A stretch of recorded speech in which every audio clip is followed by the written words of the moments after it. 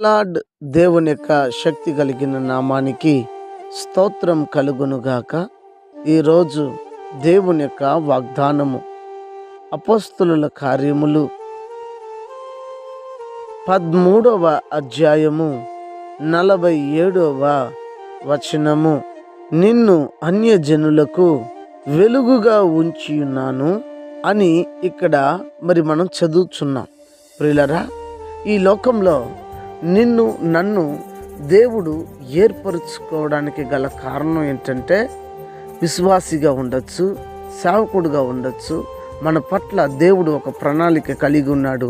ఆ ప్రణాళిక ఏంటంటే, అన్య జనులకు వెలుగుగా ఉండడానికి కొరకు దేవుడు నిన్ను నన్ను ఏర్పరచుకొని ఉన్నాడు. ఇది మనం ఎరుగక, మనకి తెలియక మనం ఏం చేస్తున్నామంటే, మనం ఎంతగానో వెలుగుగా దేవుడు నిన్ను నన్ను చేసి ఉంటే మనం ఏం చేస్తున్నామంటే, అక్కడ వెలుగు దొరుకుతుందేమో, ఇక్కడ వెలుగుని కనుగొంటామేమో అని చెప్పి ప్రయాసపడి పరుగులు తీర్చు ఉన్నాం.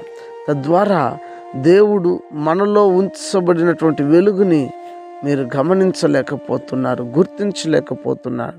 ప్రియులారా, మీరు లోకానికి వెలుగుగా, అన్యజనులకి వెలుగుగా మిమ్మల్ని చేసి ఉన్నాడు. ఈ లోకంలో మీరు బ్రతికున్న కాలము దేవునికి సాక్షిగా బ్రతకాలి, దేవుని సేవను చేయాలి, దేవుని యొక్క పనిని చేయాలి, పరిశుద్ధమైన జీవితం జీవించాలి. మంచి జీవితాన్ని జీవించి ప్రభు రహస్య రాకడలో మీరు ఎత్తబడినట్లు, ఆ ఎత్తబడే గుంపులో మీరు ఉండినట్లు, ఈ లోకంలో నశించిపోతున్న ఆత్మల పట్ల భారము కలిగి, బాధ్యత కలిగి, ఒక వైరాగ్యం, పట్టుదల కలిగిన వారే మీరు జీవించాలి. అందుకే దేవుడు ఈ లోకంలో మిమ్మల్ని అన్యులకి వెలుగుగా దేవుడు చేసి ఉన్నాడు, మార్చి ఉన్నాడు అన్న విషయాన్ని మీరు మర్చిపోవద్దు. ఇది మీరు గమనించి, ప్రభువా, ఇక మీదట ఈ లోకంలో నేను నీ కొరకు సాక్షిగా, నీ కొరకు ఒక వెలుగుగా నేను జీవిస్తాను, నేను ఉంటాను, నిన్ను చూపిస్తానయ్యా అని చెప్పి ఒక తీర్మానం కలిగి దేవుని సముఖంలో ప్రార్థన చేసుకుందామా? ప్రార్థన. పరిశుద్ధుడా, మీరు మాట్లాడిన వాగ్దానమును బట్టి స్తోత్రము నాయన. ఈ వాగ్దానము మా జీవితాల్లో ఫలింపు చేయండి.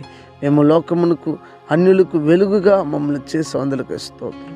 ఏమి చూసి మమ్మల్ని చేసావయ్యా? మాలో ఏమున్నదని చూసి మమ్మల్ని వెలుగుగా చేసావు దేవా. కేవలం నీ కృపే అని ఎవరైతే ప్రభువా వాగ్దానాన్ని విని ఈ రీతిగా ప్రార్థన చేస్తున్నారు, వారి ప్రార్థన ఆలకించండి, అంగీకరించండి, కృప చూపించండి.